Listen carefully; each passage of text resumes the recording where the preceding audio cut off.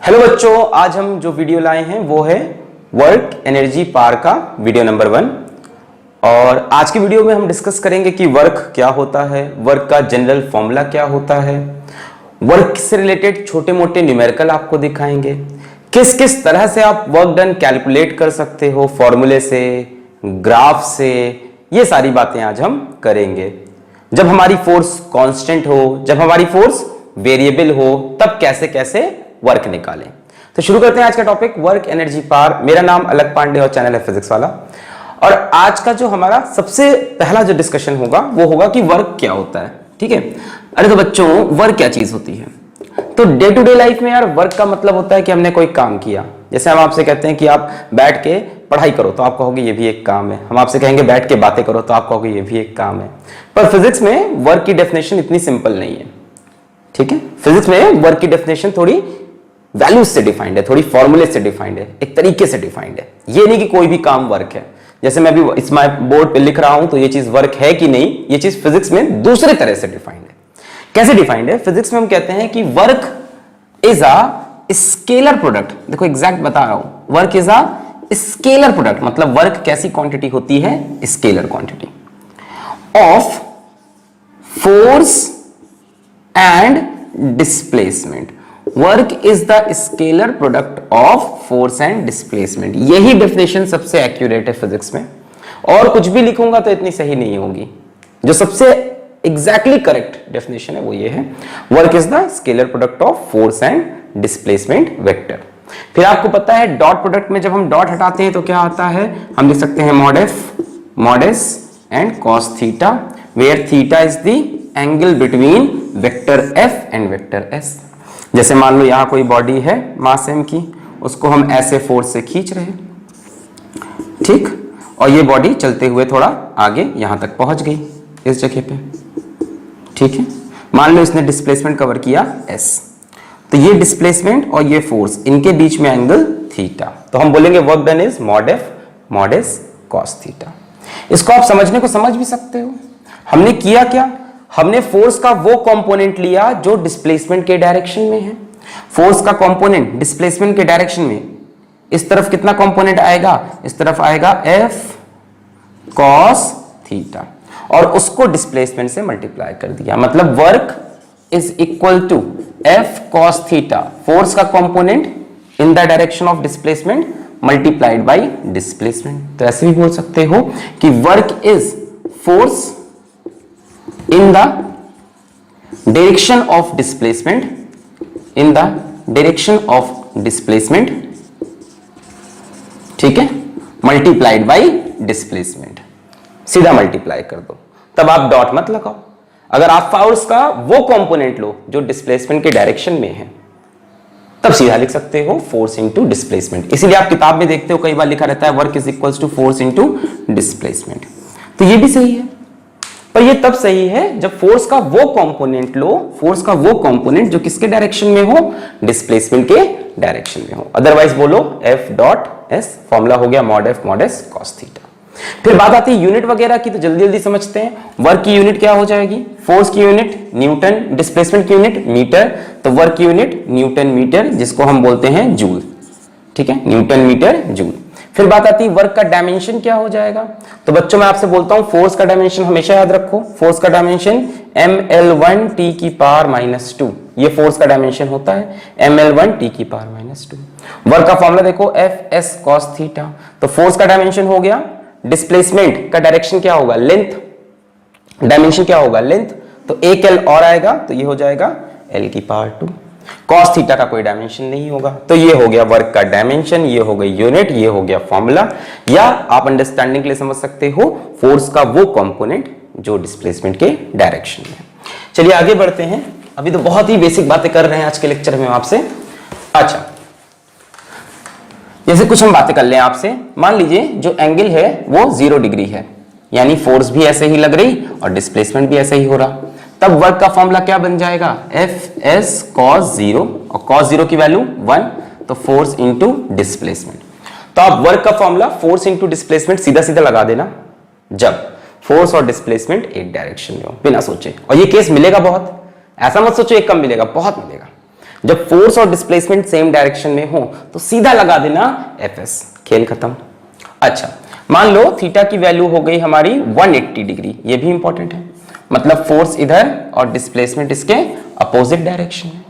तब हम बोलेंगे work done is equals to Fs cos 180, cos 180 की वैल्यू -1, तो ये हो जाएगा -Fs। अब कई लोग इसमें सोचने लग गए कि जब फोर्स ऐसे लग रही तो डिस्प्लेसमेंट पीछे क्यों हो रहा। एक जनरल सवाल दिमाग में आया कि जब फोर्स इस तरफ जा रही तो डिस्प्लेसमेंट कैसे पीछे हो सकता है, डिस्प्लेसमेंट तो फोर्स के साथ होगा, है ना, दिमाग में चल रहा है। चलो इसके लिए अभी एक न्यूमेरिकल लेंगे, खटक से क्लियर ले ले एक न्यूमेरिकल, चलो यहीं पे बिना न्यूमेरिकल के अपन को मजा आता है, खटाक से देखो, है ना। अभी तुमको समझाता हूं कि मीनिंग क्या थी इस बात की। मान लो यहां एक ब्लॉक है, ठीक है, और मान लो इसका मास है मेरे पास 10 kg, इसको मैंने खींचा with a force of 10 Newton, ठीक है, और यहां कोफिशिएंट ऑफ फ्रिक्शन हम ले लेते हैं, मान लो कोफिशिएंट ऑफ, मैंने इसको खींचा with a force of 50 Newton और कोफिशिएंट ऑफ फ्रिक्शन मैंने लिया 0.1। अब हमसे क्वेश्चन पूछा find the work done by external force F and frictional force on mass 10 kg। तो देखो क्वेश्चन कैसे फॉर्म होता है ये भी याद रखो। वर्क के क्वेश्चन में हमेशा बताएगा किस फोर्स का वर्क पूछ रहा, जैसे find the work done by external force, इस फोर्स का पूछा, एंड फ्रिक्शनल फोर्स, फिर फ्रिक्शनल फोर्स का पूछा। आप ये नहीं बोल सकते कि वर्क डन बताओ, अलग अलग फोर्सेस का वर्क डन अलग अलग होता है। तो work done by external force बताएंगे and work done by frictional force बताएंगे। किस पे वर्क कर रहे, on the mass of 10 kg, ये भी इंपॉर्टेंट है, किस चीज पे वर्क, ये फोर्स कहां पे वर्क कर रही है, on the mass of 10 kg, ठीक है। व्हेन डिस्प्लेस्ड, ठीक है, bye let's say 5 meter, when displaced by 5 meter, यहां से 5 मीटर चला आगे, यहां पहुंच गया, ठीक है, 10 kg का ब्लॉक, यहां से यहां चला 5 मीटर रे। अब हमसे पूछा वर्क डन बताना है bye external force and bye frictional force, ठीक। तो एक्सटर्नल फोर्स का बड़ा सिंपल है, फोर्स भी इधर डिस्प्लेसमेंट भी इधर, तो work done by external force is equals to क्या लगा दो, force into displacement, direction same है, फोर्स कितना है 50, डिस्प्लेसमेंट कितना है 5, कितना हो गया 250 जूल्स। अब आएगा work done by friction force, work done by friction force. तो बच्चों क्योंकि ये बॉडी मोशन में आएगी, क्यों आएगी, और चेक करें फ्रिक्शन कितना लगेगा, F लिमिटिंग चेक कर लेते हैं, कितना होगा mu times of normal reaction. Limiting friction check करो, अगर ये फोर्स लिमिटिंग से ज्यादा है तभी तो मोशन होगा, तो हमने देखा mu times of normal reaction. इसका नॉर्मल रिएक्शन कितना होगा, नीचे 10G ऊपर नॉर्मल रिएक्शन, तो नॉर्मल रिएक्शन किसके इक्वल हो जाएगा 10G के, क्लियर है। नीचे की तरफ फोर्स कितनी आएगी 10G, ऊपर की तरफ नॉर्मल रिएक्शन 10G के इक्वल, तो म्यू है मेरा 0.1 into 10 into normal reaction is G, sorry mu into n कितना है 10G, तो म्यू 0.1 इंटू 10 इंटू G की वैल्यू 10, ये कैंसिल, कितना आया 10। तो फ्रिक्शन फोर्स मेरी कितनी है पीछे की तरफ 10, मैक्सिमम फ्रिक्शन। अब बॉडी मोशन में है तो मैक्सिमम फ्रिक्शन लग रहा। सो वर्क डन बाय फ्रिक्शन क्या हो जाएगा, फ्रिक्शन की फोर्स इधर, डिस्प्लेसमेंट इधर, तो यानी -Fs, यानी -10 into 5 is equals to -50 joule. क्या क्लियर हुई बात, दिमाग में बात गई, समझ में आया, नहीं आया? इसीलिए मैं बोल रहा हूं ऐसा भी हो सकता है कि फोर्स तो इधर लग रही थी, तो इस वाली फोर्स का वर्क डन कैसा है नेगेटिव, ये बचा नहीं पाई, नेगेटिव, इसके अपोजिट डायरेक्शन में बॉडी चली गई, और ये वाली फोर्स का वर्क डन कैसा है पॉजिटिव। तो वर्क में ये चीज लिखना बहुत जरूरी है कि work done by which force, external force, frictional force, normal reaction, gravitational force, ये बात बताना जरूरी है किस फोर्स का। यहां पे इस वाली फोर्स का वर्क डन पॉजिटिव, इस वाली फोर्स का वर्क डन नेगेटिव आ रहा, ठीक। अच्छा और समझते हैं, तो हमने बात की थीटा 0 हो, थीटा 180 हो, ठीक है। और एक बड़ा स्पेशल केस होता है बच्चों जो आपसे बहुत डिस्कस किया गया होगा, इफ थीटा इज 90 डिग्री, है ना, force is perpendicular to displacement, तो बच्चों वर्क डन कितना हो जाएगा Fs cos 90 which is 0, so work done will be 0। जैसे मान लो पिछले क्वेश्चन में ही सेम, पिछला क्वेश्चन है, कहानी वही है, 10 kg का मास है, यहां से एक फोर्स लग रही 50 न्यूटन की, यहां कोफिशिएंट ऑफ फ्रिक्शन मेरा वही 0.1, और ये उतना ही डिस्प्लेस हुआ 5 मीटर। कितना डिस्प्लेस हुआ? वही 5 मीटर। हमसे सवाल पूछा find the work done bye, find work done by gravitational force and normal reaction. किस फोर्स का वर्क पूछ रहा है, ये इंपॉर्टेंट है। ये नहीं कि तुमसे वर्क पूछा सीधा 15/5, किस फोर्स का? Gravitational force and normal reaction. चलो भाई, तो इस पे ग्रेविटेशनल फोर्स ऐसे लगेगी नीचे की तरफ 10G, और डिस्प्लेसमेंट इसका इधर हुआ है 5 मीटर। एंगल कितना है बीच में? 90 degree. So work done by gravitational force, force किधर है? नीचे। Gravitational force multiplied by displacement multiplied bye angle कितना है? cos 90 0। यानी ग्रेविटेशनल फोर्स यहां से यहां तक आने में कोई वर्क नहीं की। पर यह मत कहना कि यहां से यहां आने में कोई वर्क नहीं हुआ। ग्रेविटेशनल फोर्स ने कोई वर्क नहीं किया। जैसे वो क्लास 10th में एक एग्जांपल हमको मिलता था कि एक कुली अपने सर पे लोड लेके चल रहा, एक कुली अपने सर पे लोड लेके चल रहा, तो उसने कितना काम किया? तो आप ये बोलोगे ग्रेविटी ने 0 वर्क किया। जब पुली लोड लेके बढ़ेगा तो ग्रेविटी की फोर्स वर्टिकली डाउनवर्ड्स और उसका displacement horizontal. So work done by gravity 0 था, वर्क डन बाय फ्रिक्शन 0 नहीं था। वहां पे फ्रिक्शन था और डिस्प्लेसमेंट भी था और उनके बीच में एंगल 90 नहीं था। तो हमेशा ये नहीं कहना कि जब कुली लोड लेके चल रहा तो work done 0, that is wrong. When a pulley is carrying load on his head, then work done is 0. The statement is wrong. A pulley carrying load on his head is walking on a platform, है ना, यही बोलते हैं ना, then work done is 0. ये गलत है। Work done by gravitational force is 0. किस फोर्स की बात हो रही? जैसे नॉर्मल रिएक्शन, तो बच्चों नॉर्मल रिएक्शन ऐसे लगेगा। आप देखो नॉर्मल रिएक्शन और डिस्प्लेसमेंट में भी कितना एंगल है? 90 डिग्री। तो work done by normal reaction भी कितना आएगा? 0। जब भी फोर्स और डिस्प्लेसमेंट के बीच में 90 डिग्री का एंगल हो तो वर्क डन 0। क्यों? If theta is 90, work done is F S cos theta cos 90, और कॉस 90 की वैल्यू होती है 0। सो कभी भी फोर्स और डिस्प्लेसमेंट परपेंडिकुलर दिख जाए तो वर्क डन कितना हो जाएगा? 0।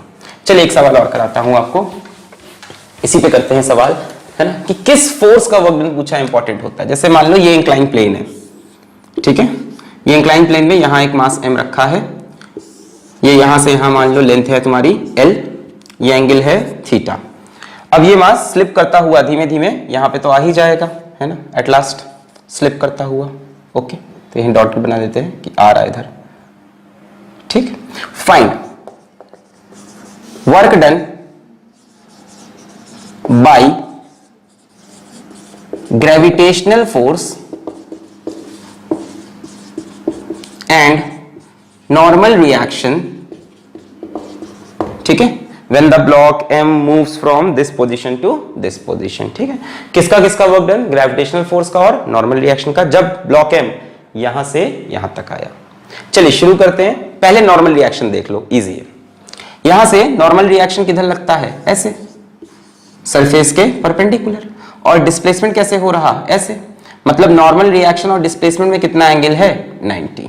ये डिस्प्लेसमेंट का direction, normal reaction 90 degree. Force and displacement are perpendicular. मतलब नॉर्मल रिएक्शन इस रास्ते में कोई काम नहीं कर रहा है, नॉर्मल रिएक्शन हमेशा डिस्प्लेसमेंट के perpendicular. So work done by normal reaction is equals to कितना हो जाएगा? 0, since angle is 90 degree, cos 90 is 0। खत्म। अब आते हैं ग्रेविटेशनल फोर्स पे, ठीक है। Now let us talk about this gravitational force thing. आइए, ठीक है, यहां से ग्रेविटेशनल फोर्स लगेगी वर्टिकली डाउनवर्ड mg, और डिस्प्लेसमेंट इसका हो रहा है इस तरफ। अच्छा, तो मैंने आपको वर्क डन का अभी एक फॉर्मूला बताया था कि फोर्स का वो कंपोनेंट लो जो डिस्प्लेसमेंट के डायरेक्शन में हो। फोर्स का वो कंपोनेंट जो डिस्प्लेसमेंट के डायरेक्शन में हो, मल्टीप्लाइड बाय डिस्प्लेसमेंट। ये बताया था कि नहीं? फोर्स का वो कंपोनेंट उठाओ जो डिस्प्लेसमेंट के डायरेक्शन में हो। जैसे यहां mg नीचे लग रहा है, बहुत बढ़िया, ये थीटा, ये 90, ये एंगल कितना होगा? 90 माइनस थीटा। तो इधर mg का कौन सा कंपोनेंट आएगा? आएगा mg cos 90 माइनस थीटा। समझ में आ रहा? ये एंगल थीटा, ये 90, ये एंगल 90 माइनस थीटा। तो यहां से यहां mg का कौन सा कंपोनेंट आएगा? mg cos 90 माइनस थीटा, या सिंपली आप बोल सकते हो mg sin थीटा। कई बार इंक्लाइन प्लेन पे मैंने पढ़ाया है, नीचे mg तो इस तरफ mg sin थीटा आता है। अब ये फोर्स का वो कंपोनेंट हो गया जो डिस्प्लेसमेंट के अलोंग है।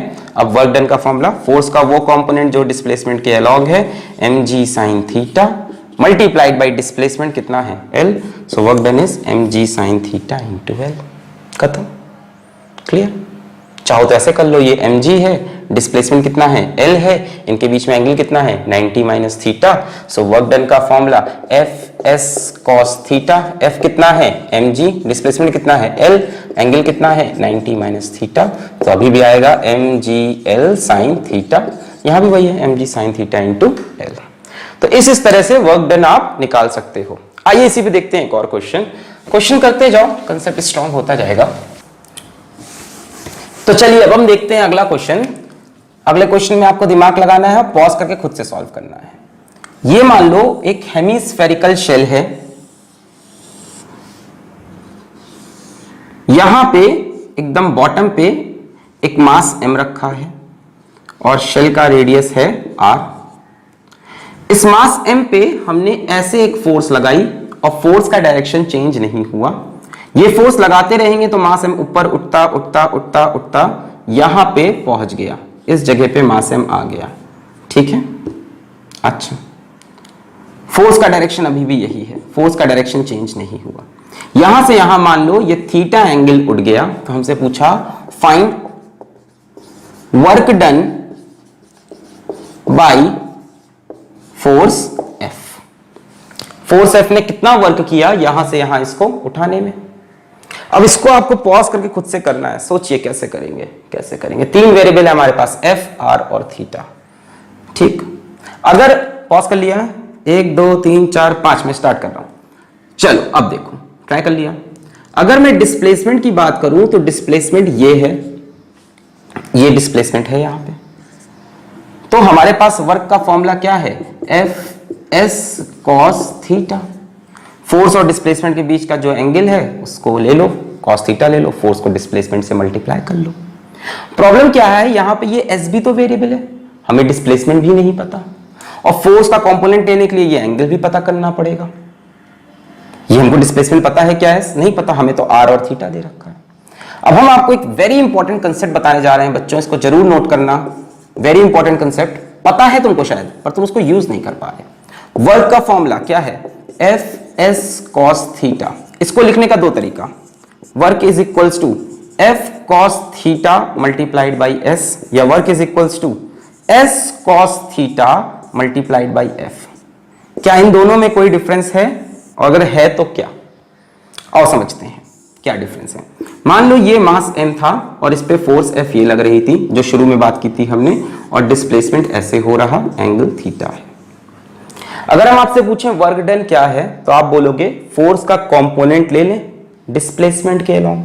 तो फोर्स का कंपोनेंट डिस्प्लेसमेंट के along F cos theta. Force का कंपोनेंट लिया डिस्प्लेसमेंट के अलोंग और उसको डिस्प्लेसमेंट से मल्टीप्लाई कर दिया, दैट इज वर्क। पहला concept, component of force in the direction of displacement multiplied by displacement। दूसरा तरीका, अगर मैं डिस्प्लेसमेंट का कंपोनेंट ले लूं फोर्स के डायरेक्शन में, डिस्प्लेसमेंट का कंपोनेंट ले लूं फोर्स के डायरेक्शन में, कितना होगा? S cos थीटा, और उसको मल्टीप्लाई कर दूं फोर्स से, तो भी तो वर्क आ सकता है। तो हम ये भी बोल सकते हैं work is component of displacement in the direction of force multiplied by force. दोनों तरह से सही है, या तो फोर्स का कंपोनेंट ले लो डिस्प्लेसमेंट के डायरेक्शन में और डिस्प्लेसमेंट से मल्टीप्लाई करो, या तो डिस्प्लेसमेंट का कंपोनेंट ले लो फोर्स के डायरेक्शन में और फोर्स से मल्टीप्लाई करो। अब हम ये वाला कंसेप्ट इस क्वेश्चन में यूज करने जा रहे हैं, जरा देखो कैसे करेंगे हम। यहां पे बच्चों डिस्प्लेसमेंट कहां है? ये रहा डिस्प्लेसमेंट। फोर्स कैसे है? फोर्स ऐसे है। इस मास m का डिस्प्लेसमेंट ऐसे हुआ है।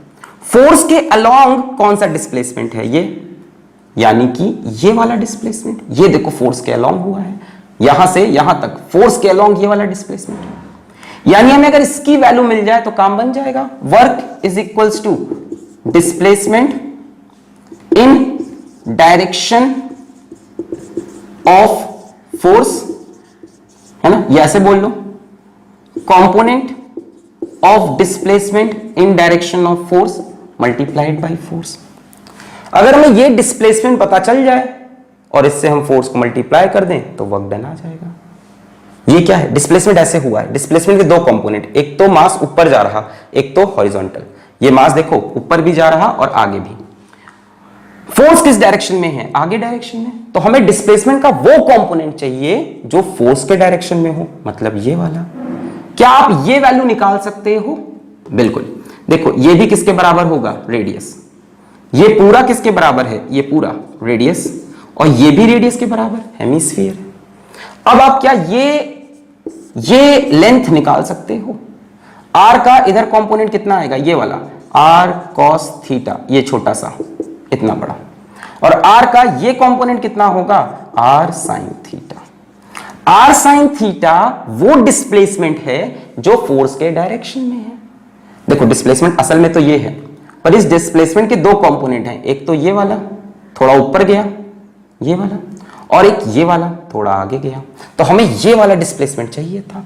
सो component of displacement in direction of force r cos r sine theta multiplied by force. So this is the work done. यहां पे वर्क डन का formula F r sine theta आ रहा, कॉस थीटा नहीं आया। कंसेप्ट समझ में आया? मैं डिस्प्लेसमेंट का वो कंपोनेंट यूज कर रहा जो फोर्स के डायरेक्शन में है और उसको फोर्स से मल्टीप्लाई किया। इस डिस्प्लेसमेंट के दो कंपोनेंट हैं, एक तो ये मास ऊपर आया और दूसरा ये मास आगे बढ़ा। मुझे डिस्प्लेसमेंट का वो कंपोनेंट चाहिए जो फोर्स के डायरेक्शन में है, वो ये वाला है या ये वाला है। ये वैल्यू मैंने निकाल ली इस ट्रायंगल से। आर का इधर component cos theta sine theta, R sine theta multiplied, this is the component of displacement in direction of force. याद रखेंगे ये कंसेप्ट। बढ़िया सवाल था, समझ में आया, बहुत बढ़िया।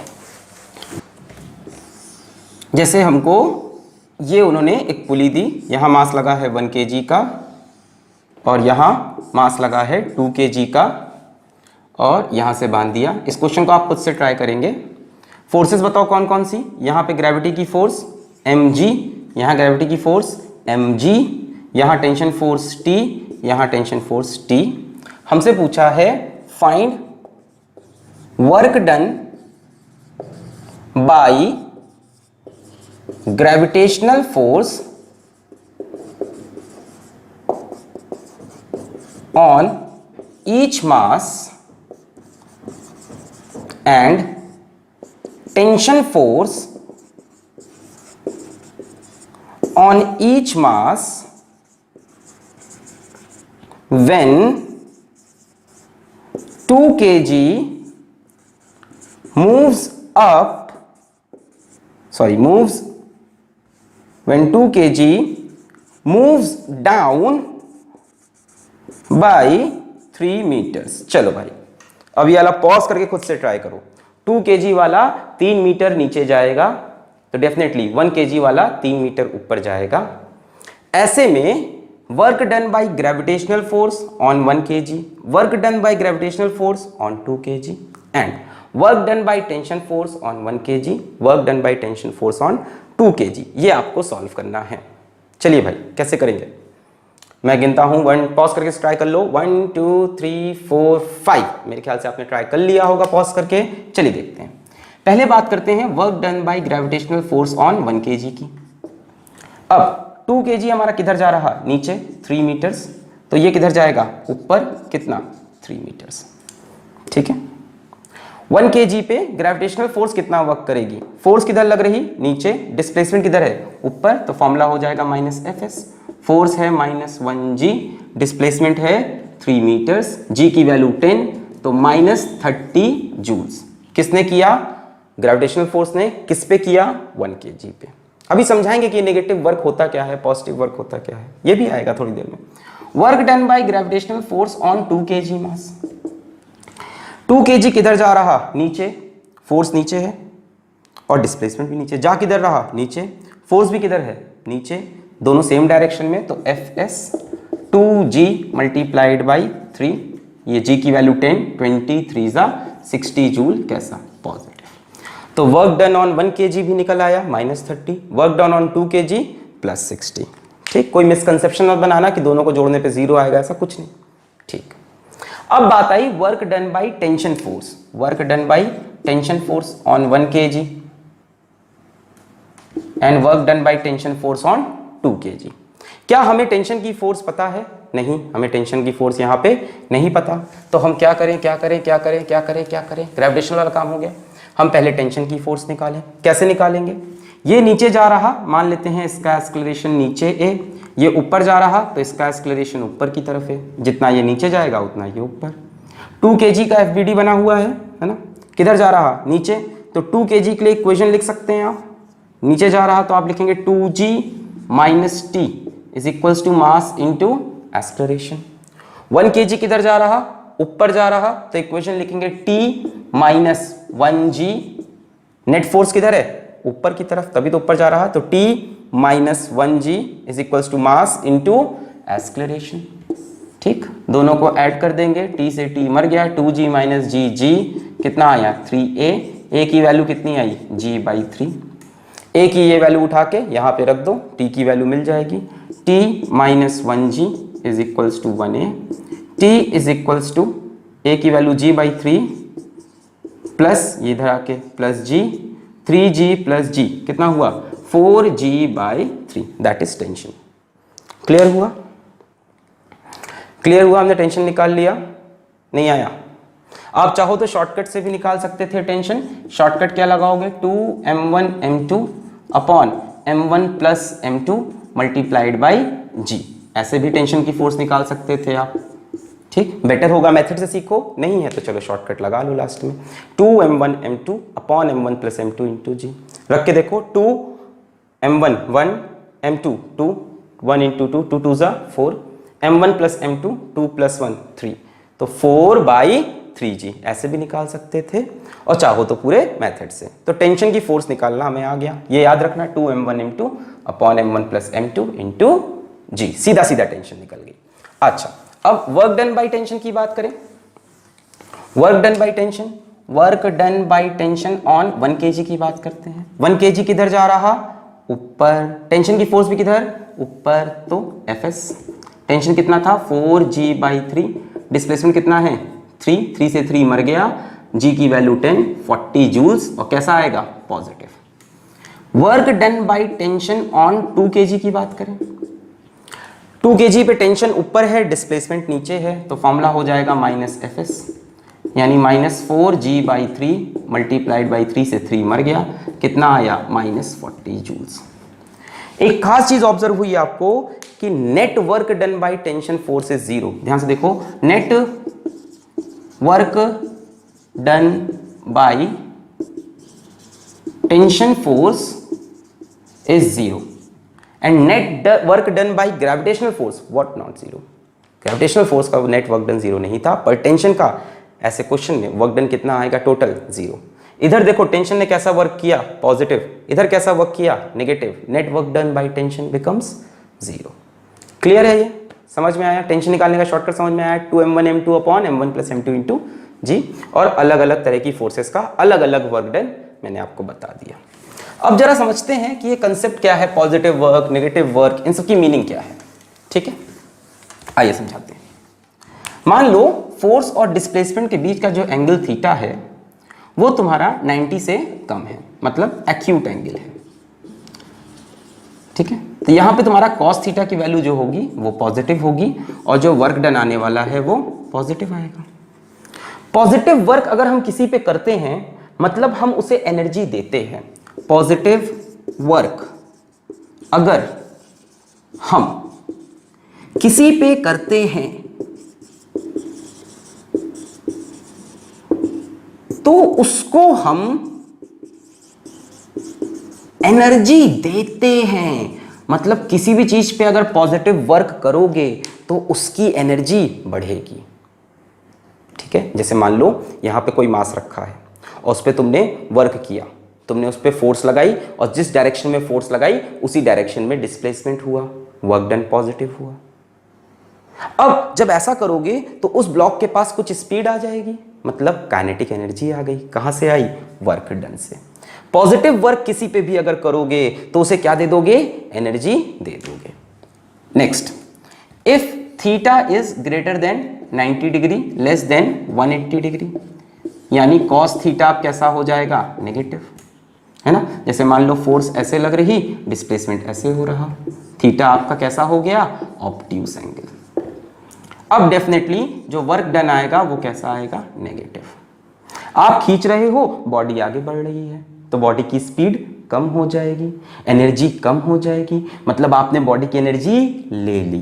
तो नेगेटिव वर्क का मतलब है नेगेटिव वर्क का मतलब है एनर्जी ले लेना, और पॉजिटिव वर्क का मतलब है एनर्जी दे देना। किसी बॉडी पे पॉजिटिव वर्क करोगे तो उसकी एनर्जी बढ़ जाएगी, और किसी बॉडी पे नेगेटिव वर्क करोगे तो उसकी एनर्जी घट जाएगी। जैसे मान लो ये ऐसे जा रहा था, तुमने पीछे से खींचा तो धीमे धीमे इसकी स्पीड कम होने लगेगी। तुम्हारा वर्क डन कैसा है? नेगेटिव, क्योंकि तुमने उसकी एनर्जी ले ली। किसी से एनर्जी ले ली, नेगेटिव वर्क, किसी को एनर्जी दे दी, पॉजिटिव वर्क। ये कंसेप्ट है नेगेटिव और पॉजिटिव वर्क का। ठीक, अच्छा, अब सिंपल सी बात करते हैं कि मान लीजिए वेक्टर फॉर्म में हमसे वर्क डन पूछ लेता है, वेक्टर फॉर्म में फोर्स और डिस्प्लेसमेंट देके वर्क डन पूछता है। मान लो a force F is equals to 2I plus 3J minus 4K acts on a body and displaces it from 2,1 to 3,4 2,1,0 to 3,4,2 find the work done। तो बच्चों work done का formula क्या है हमारा? F dot S। अब मैं S लिखूं चाहे वेक्टर R लिख लूं, मैं ऐसे भी लिख सकता हूं F dot R, displacement vector R। Body कहां से कहां गई? 210 से 342, मतलब बॉडी की इनिशियल पोजीशन वेक्टर क्या है? 2I प्लस J और K कितना है? 0K। फाइनल पोजीशन वेक्टर कितना है? 3I plus 4J plus 2K। तो मैं पूछूं बॉडी का डिस्प्लेसमेंट कितना हुआ, तो आप बोलोगे फाइनल माइनस इनिशियल। ये हो गया displacement vector, final minus initial. तो 3I minus 2I that is I, 4J minus J that is 3J, 2K minus 0K that is 2K। This is the displacement vector, और force vector दे रखा है। अब dot product लगाना है, सवाल खत्म हो जाएगा। Work is equal to F dot R। F कितना है? 2I plus 3J minus 4K dot I plus 3J plus 2K। तो डॉट लेना हमने आपको सिखाया है। I वाले को I से मल्टीप्लाई करो, J वाले को J से मल्टीप्लाई करो, K वाले को K से। तो I के आगे 2, I के आगे 1 कितना हुआ? 2 प्लस J के आगे 3, J के आगे 3, 3 3 जा 9, K के आगे माइनस 4, K के आगे 2, माइनस 4 2 जा 8, 9 माइनस 8 1 और 2 3 जूल्स ऑफ वर्क। तो ये सिंपल वेक्टर फॉर्म में निकाल सकते हैं। चलिए देखते हैं अगला क्वेश्चन। आ गई कि अगर वेक्टर फॉर्म में हमें फोर्स दी है, डिस्प्लेसमेंट दिया है, तो कैसे काम करना है। चलिए एक आप खुद से करके दिखाइए। If two forces F is equals to 2I plus 4K and F2 is equals to 3J plus 2K acts on one body and displaces it by it from 1,0,0 to 2,1,1 find the net work done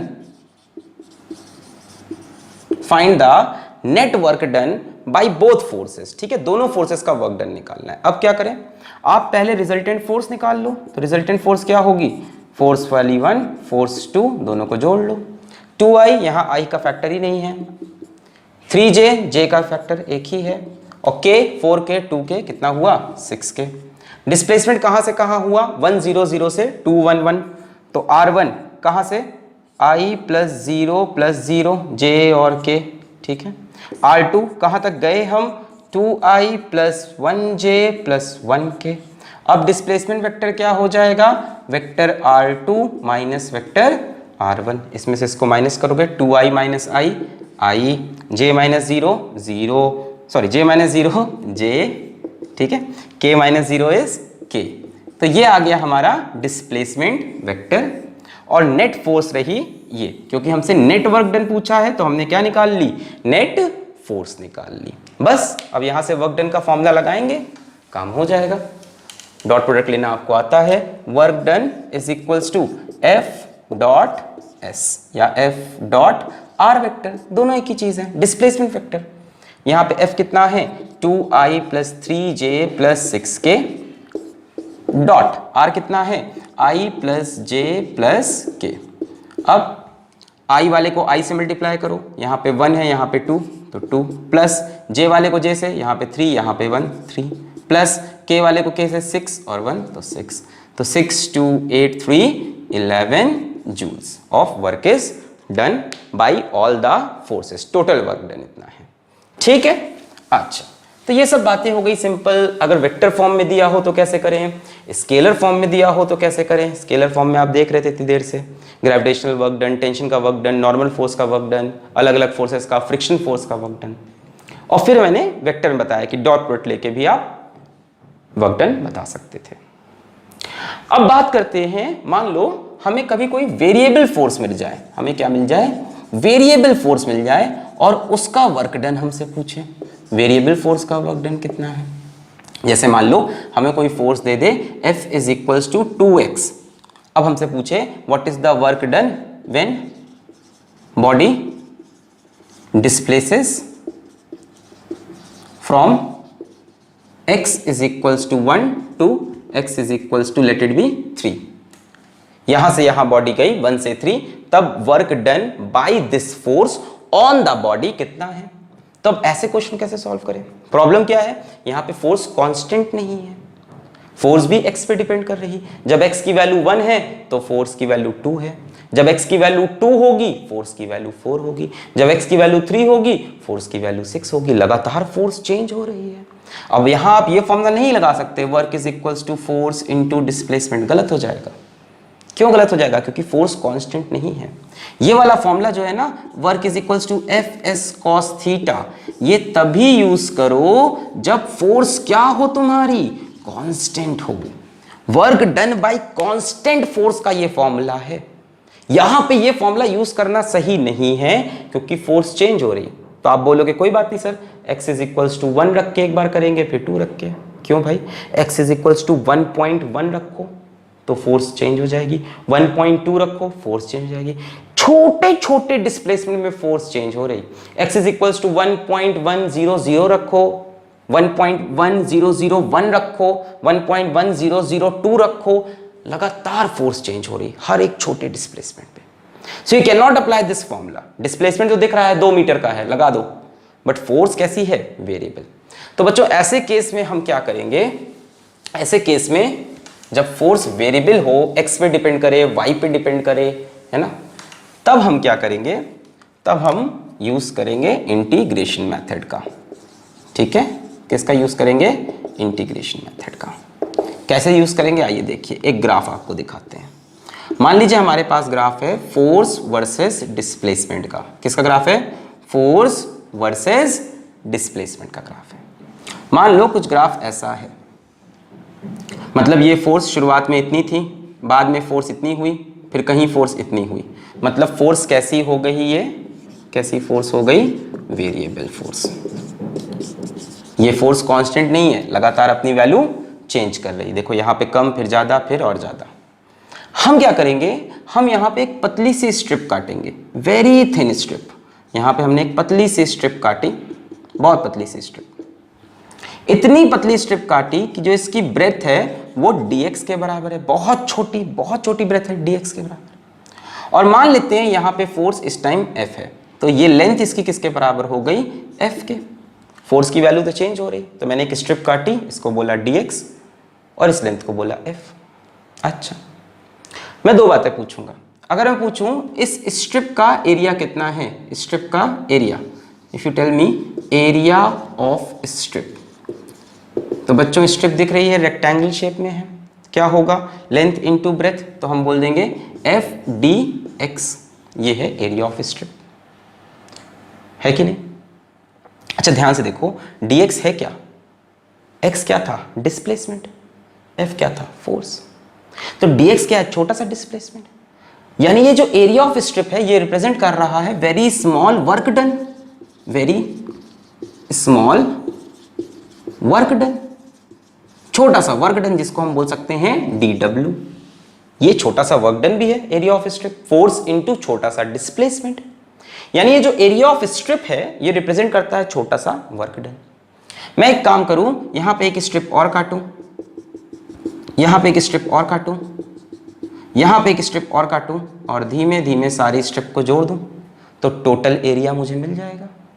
मैं पतली पतली strips को काटता जाऊं और सारी strips के area को जोड़ दूं, तो क्या मुझे टोटल एरिया मिल जाएगा, मिल जाएगा कि नहीं। मान लो मैं यहाँ पे एक और स्ट्रिप ले लूँ, यहाँ फोर्स की वैल्यू F1 और यहाँ पे भी छोटा सा डिस्प्लेसमेंट dx, फिर यहाँ पे ले लिया फोर्स की वैल्यू F2, छोटा सा डिस्प्लेसमेंट dx, और सब स्ट्रिप को जोड़ दूँ, तो अगर मुझे टोटल एरिया निकालना हो, टोटल एरिया निकालना हो, तो मैं क्या करूँ, F1 dx को जोड़ दूँ प्लस F2 dx, इसका एरिया क्या होगा, F1 इंटू dx, इसका F2 इंटू dx, इसका F into dx, and so on and so on and so on, सबको जोड़ दिया जाए।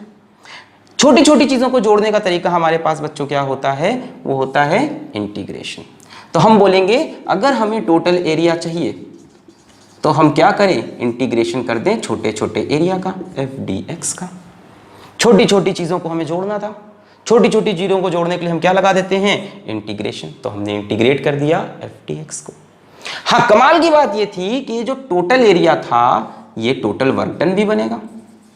क्यों बनेगा, क्यों बनेगा, क्योंकि छोटा सा एरिया क्या बन रहा है, छोटा सा वर्क डन, तो टोटल एरिया क्या बनेगा, टोटल वर्क डन। मतलब अगर हम एफ एक्स ग्राफ का टोटल एरिया निकाल लें, that will be the total work done. कई बातें यहां से क्लियर हो रही हैं। पहली तो यह बात समझ में आई कि अगर मेरे पास कोई वेरिएबल फोर्स है तो उसका वर्क डन निकालने के लिए हमें क्या करना पड़ेगा, integration of F D x करना पड़ेगा, जहां से जहां लिमिट हो भाई। जैसे हमसे बोल दिया इस जगह से इस जगह तक जाना है तो x1 से x2 तक जाना है, तो x1 से x2 तक इंटीग्रेट कर दो, टोटल वर्क डन मिल जाएगा। वेरिएबल फोर्स का वर्क डन जैसे हमसे कोई पूछता है तो हम बोलेंगे वेरिएबल फोर्स का work done integration F D x करना पड़ेगा, कहां से कहां, x1 से x2 तक। एक बात तो ये समझ में आ गई, क्या समझ में आ गई, कि अगर वेरिएबल फोर्स है तो उसका ग्राफ ऐसा होगा, चेंज होता हुआ। मैंने कहा इसमें एक पतली सी स्ट्रिप काटो, इधर मैंने डिस्प्लेसमेंट लिया था, इधर फोर्स, तो इसको मैंने बोला छोटा सा डिस्प्लेसमेंट। फिर मैंने कहा इस स्ट्रिप का एरिया क्या होगा, ये f, ये dx, f dx, force into छोटा सा डिस्प्लेसमेंट, तो मैंने कहा ये छोटा सा वर्क डन। फिर मैंने कहा पूरे का एरिया क्या होगा, तो पतली पतली स्ट्रिप्स काटी, f1 f2 पे dx dx dx सबको जोड़ा, जोड़ने का तरीका इंटीग्रेशन। अब टोटल एरिया क्या बनेगा, टोटल वर्क डन, क्योंकि छोटा सा एरिया छोटा सा वर्क डन, और टोटल वर्क डन का फॉर्मूला इंटीग्रेशन एफ dx। तो यहां से कई बातें क्लियर हुई। पहली चीज, अब फिर से पहली चीज, कि वेरिएबल फोर्स का वर्क डन होता है इंटीग्रेशन एफ dx x1 से x2। दूसरी बात, एफ एक्स ग्राफ का जो एरिया होता है वो वर्क डन को रिप्रेजेंट करता है। क्या ये बात समझ में आई? एफ एक्स ग्राफ का जो एरिया होता है वो किसको रिप्रेजेंट करता है, वर्क डन को रिप्रेजेंट करता है। That is very important concept कि एफ एक्स का जो एरिया है इसके अंदर जो एरिया है वो किसको रिप्रेजेंट कर रहा, वर्क डन को। तो दो बातें इंपॉर्टेंट यहां से निकल के आई हैं, दोनों को हम लिखेंगे। क्या क्या बात आई हमारे पास, पहली कि अगर वेरिएबल फोर्स है तो work done integration F D X x1 से x2, यहां पे डॉट लगा लो, क्या पता displacement of force same direction में ना हो। कब लगाना है, जब आपके पास वेरिएबल फोर्स हो। या आप बोल सकते हो work done is equals to area under F X curve, ये भी बोल सकते हो जब एरिया दे रखा हो, जब डायग्राम दे रखा हो, वर्क डन पूछे। या आप बोल सकते हो work done is equals to F dot S, कब? जब फोर्स हमारी कांस्टेंट हो। तो ये तीन फॉर्मूले हमको मिले। कांस्टेंट फोर्स है तो सीधा एफ एस लगा दो, F dot S, F S cos theta. Variable force है तो एफ डॉट डी एक्स लगा के इंटीग्रेट करो। और अगर एरिया बना के देता है तो area under F X curve use करो। नोट करेंगे इसको, नोट करेंगे भाई, नोट करेंगे, नोट कर लिया। Integration F dot D X x1 से x2, area under F X curve, F dot S if force is constant, if variable then this. Clear? आइए, जैसे मान लीजिए हमें क्वेश्चन दिया, इधर फोर्स, यहां डिस्प्लेसमेंट, यहां फोर्स न्यूटन में, यहां डिस्प्लेसमेंट मीटर्स में। कंचीरे कंचीरे, चलो यहां पे फोर्स हमारी न्यूटन्स में दे रखी है और यहां पे डिस्प्लेसमेंट हमारा मीटर्स में दे रखा है। हमसे पूछा find the work done, find the work done. अब आपके पास फोर्स वर्सेस डिस्प्लेसमेंट का ग्राफ है, तो वर्क डन निकालने का सेफ तरीका क्या है? हम एरिया निकाल लें। तो इस रेक्टेंगल का आप एरिया निकाल लो, इस ट्रायंगल का एरिया निकाल लो, खत्म हो जाएगा। आसान है। इस रेक्टेंगल का एरिया कितना होगा? 10 मल्टीप्लाइड बाई 5 कितना हुआ? 50, प्लस रेक्टेंगल का एरिया हाफ इंटू बेस कितना है? 5 इंटू हाइट कितनी है? 10, 2 5 ज़ा 10, 525 कितना आया? 75 जूल्स।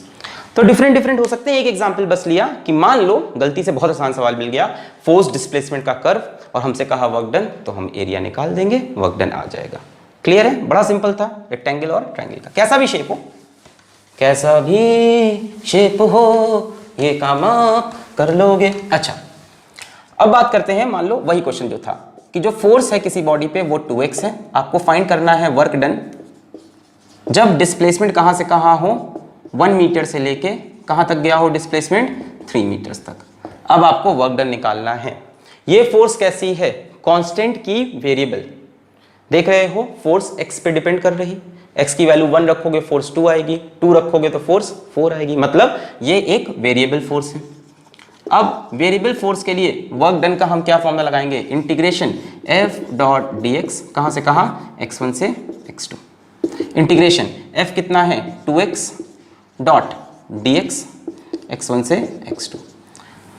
ठीक, तो हम लिख सकते हैं work done is equals to कितना हो जाएगा? 2x डॉट डी एक्स कितना हो जाएगा? 2 बाहर आ जाएगा, x का इंटीग्रेशन x स्क्वायर बाई 2। अब यहां सोच रहे हो डॉट कैसे हटा? देखो 2x मतलब फोर्स x डायरेक्शन में है और डिस्प्लेसमेंट भी x के अलोंग हो रहा, मतलब फोर्स और डिस्प्लेसमेंट का डायरेक्शन सेम है। थोड़ा सा अजम्पशन है कि फोर्स x डायरेक्शन में है, ऐसा मान लिया, और डिस्प्लेसमेंट भी x में। लिखा नहीं था ना इसके आगे, हो सकता है इसके आगे IJK लिख दे, आएगा भी वो भी, पहले भी इतना समझो। फोर्स 2x लिखी थी, डिस्प्लेसमेंट यहां से यहां, तो हमने सीधा इंटीग्रेट किया। x का इंटीग्रेशन x स्क्वायर बाई 2, कहां से कहां जाना है? 1 से 3 तक जाना है। ठीक, तो 2 से 2 मर जाएगा। अब x स्क्वायर कहां से कहां? 1 से 3। तो आपको लिमिट रखने आती है, पहले ऊपर वाली वैल्यू रखो x की जगह 3 स्क्वायर माइनस, फिर x की जगह नीचे वाली रखो स्क्वायर, x की जगह पहले ऊपर वाली वैल्यू माइनस x की जगह नीचे वाली वैल्यू, 3 स्क्वायर 9, 1 स्क्वायर 1, कितना आया? 8 joule is the work done. ठीक है, बड़ा आसान लगा होगा, आसान लगा? अच्छा, बहुत बढ़िया। आसान लगा तो एक क्वेश्चन आप अपने आप कर लो, फिर मैं आपको एक अच्छा सवाल दूं इसका। जैसे मान लो हमसे बोला फोर्स है कहीं पे 0.5x प्लस 10 और हमसे पूछा वर्क डन फाइंड करिए जब डिस्प्लेसमेंट हुआ x1 is equals to 2 metre से x2 is equals to 5 metres तक। तो यार अपने आप कर लेंगे, क्या करेंगे? Work done is equals to integral f dot D X, कहाँ से कहाँ? 2 से लेके 5, इंटीग्रेशन करेंगे 0.5x प्लस 10 का इंटीग्रेशन कहाँ से कहाँ? 2 से 5, किसके रिस्पेक्ट में? dx के रिस्पेक्ट में। तो 0.5 बाहर आ जाएगा, x का इंटीग्रेशन x स्क्वायर बाई 2, कहाँ से कहाँ? 2 से 5, प्लस 10 बाहर आएगा और 10 के साथ कुछ नहीं है तो क्या आ जाएगा? x इंटीग्रेशन कहाँ से कहाँ? 2 से 5। नहीं आया? इसको आप ब्रेक करके लिख सकते हो ना आगे, क्या लिख सकते हो? 0.5x dx प्लस 10 dx ऐसे लिख सकते हो, 2 से 5, 2 से 5। अब 10 dx में 10 बाहर आएगा, dx का इंटीग्रेशन होता है x, यहाँ 0.5 बाहर आया, x dx का x²/2। अब जो भी वैल्यू है उसको पुट कर दो, पहले ऊपर वाली वैल्यू, फिर माइनस लगा के नीचे वाली वैल्यू पुट करो। पहले x की जगह 5 रखो, फिर माइनस लगा के x जगह 2 रखो और आंसर आ जाएगा। ठीक है, अब मैं जो आपको सवाल दे रहा हूं वो देखता हूं आप में से कितने लोग कर पाते हैं। तो अगले सवाल के लिए रेडी रहें और पॉज करके करेंगे, ठीक है। Next question is very important. If f is equals to x² i cap plus 2y j cap and body displaces from 1,2 to 3,4, find the work done।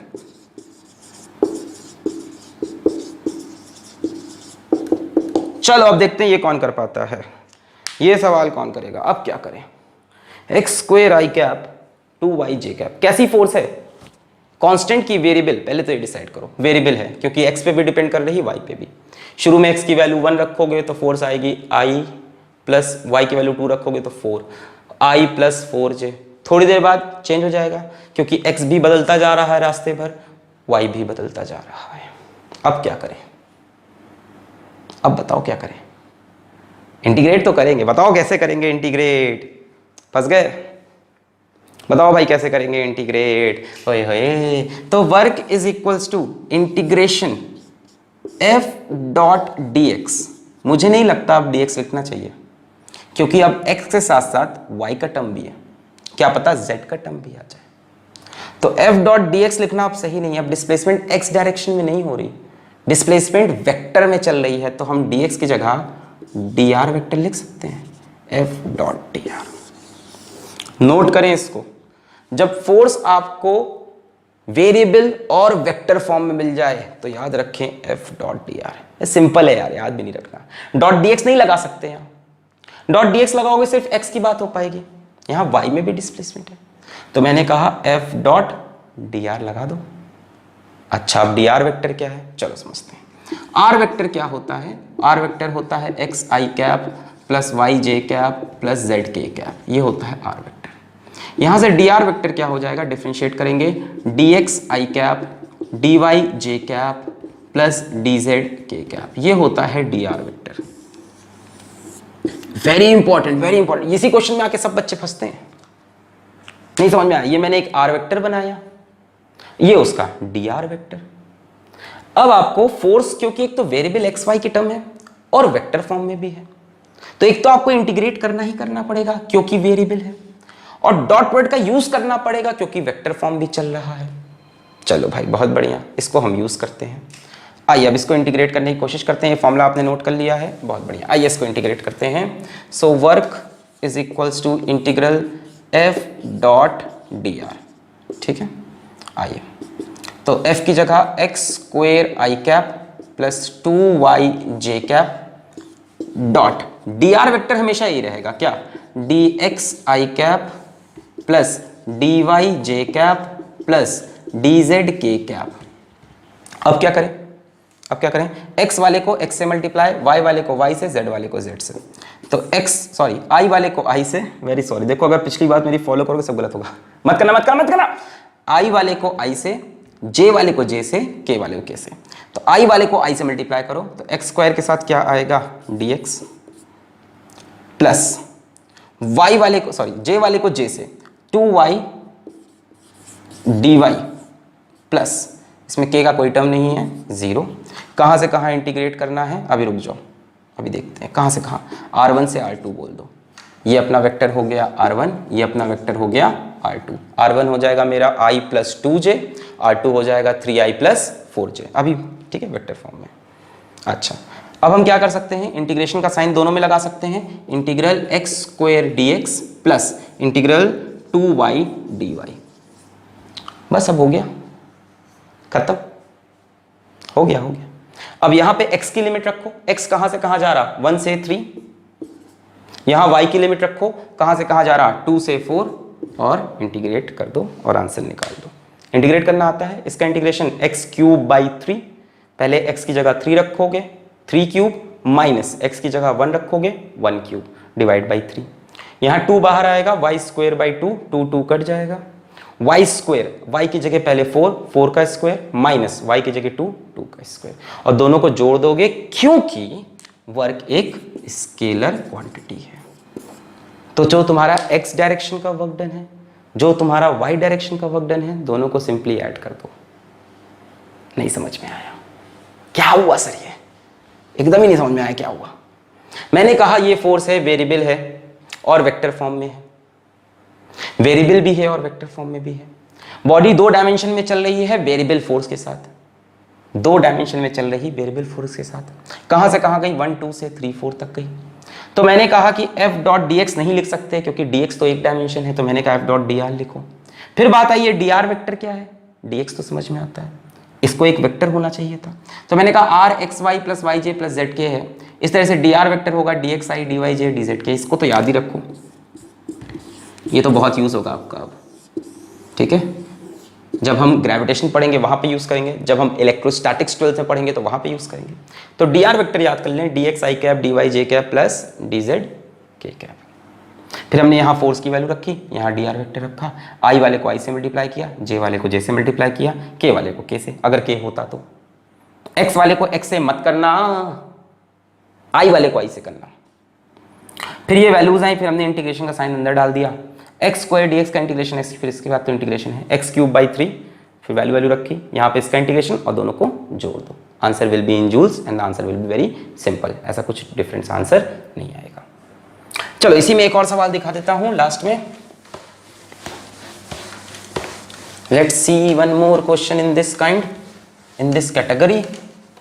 One more question, if f is equals to minus x cube I cap plus y square j cap, find work done by this force if body displaces from, find work done by this force if body displaces from 2,3 to 6,5।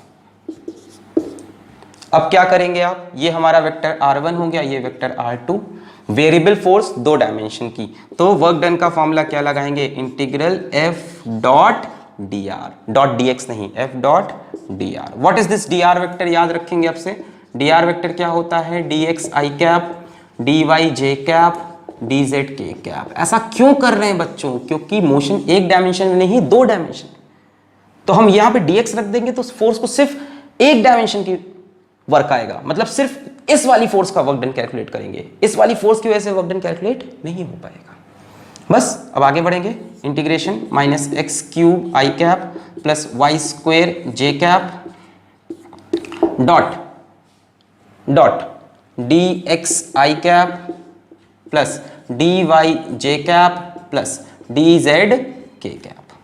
आगे बढ़ोगे तो क्या आएगा? Integration minus i cap को i cap से multiply करोगे, minus x cube d x, j cap को j से मल्टीप्लाई करोगे, plus y square d y, और के का कोई टर्म यहाँ पे भी नहीं है, खेल खत्म। कहाँ से कहाँ जाओगे? R1 से R2 तक। फिर ये इंटीग्रेशन का सिंबल अंदर चला आएगा दोनों में। यहाँ पे x की लिमिट रख दो 2 से 6, यहाँ y की लिमिट रख दो 3 से 5 और इंटीग्रेट कर लो, खेल खत्म। बोलो समझ में आ रहा? ओह सर इसका कोई शॉर्टकट? हाँ, एक छोटा सा शॉर्टकट मार सकते थे। क्या? वर्क स्केलर क्वांटिटी होता है। वर्क कैसी क्वांटिटी होता है? स्केलर। सुनो ध्यान से, तो टोटल वर्क हो सकता है work in x direction plus work in y direction. Work scalar है, total work work in x direction plus work in y direction. ठीक है, कर सकते हैं ये चीज। अच्छा, बहुत बढ़िया। So work is equals to X direction का वर्क, एक्स डायरेक्शन की फोर्स डॉट डी एक्स, और यहाँ x की लिमिट x1 से x2, यहाँ पे y डायरेक्शन की फोर्स डॉट dy और y की लिमिट y1 से y2। क्या बोला मैंने? मैंने बोला work is a scalar quantity, तो वर्क x में और y में निकाल के डायरेक्ट जोड़ दो। वेक्टर एडिशन करने की तो जरूरत है नहीं कि ये x है ये y है तो under root a square plus b square, नहीं, वर्क तो स्केलर है। तो x का वर्क निकालो, y का वर्क निकालो, जोड़ दो। अब x का वर्क क्या होगा? Force in x direction dot dx, force in x direction dot D x, force in x direction dot D x. Y का वर्क क्या होगा, force in y direction dot d y. आ गया सीधा, D R vector की जरूरत नहीं पड़ेगी। कर सकते थे ऐसे भी, पर जो प्रोसीजर है, जो तरीका है, वो बताना भी जरूरी है। लास्ट में तो मैंने तुमको खटाक से बता दिया। तरीका क्या है, आप x का वर्क निकालो, y का वर्क निकालो और जोड़ दो। x का वर्क कैसे निकलेगा, x की force dot D x, i cap का मतलब ये फोर्स किस तरफ है, x में, तो x की force dot D x plus y की force dot d Y.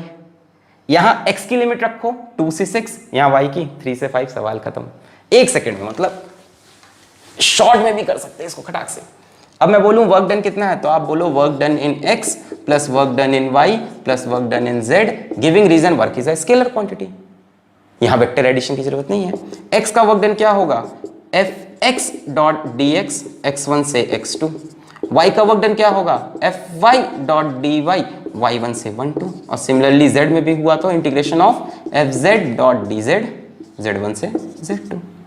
x direction की फोर्स कौन सी होती है, जो i के साथ है, so minus x cube d X, और x की लिमिट क्या थी 1 से 6 तक।